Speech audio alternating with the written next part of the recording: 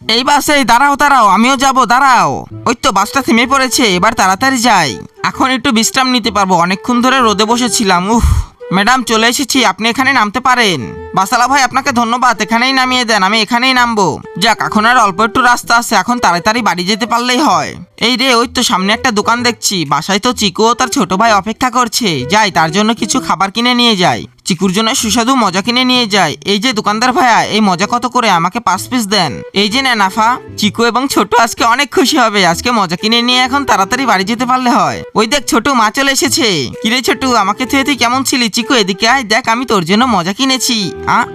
আরে মজাটা কোথায় গেল? কি এনেছো মা? এই রে, এখন চিকুকে কি বলি, মজাটা তো খুঁজে পাচ্ছি না। চিকু তো অপেক্ষায় আছে। কি হয়েছে মা? মজা কিনেছিলাম, হারিয়ে ফেলেছি, এখন কি করব বলতো? আরে মা, এই বিষয়, আরে তুমি মন খারাপ করো না, আমাদের কোনো মন খারাপ হয় নাই, কালকে আবার আসলে পারে তখন আমাদেরকে কিনে দিও।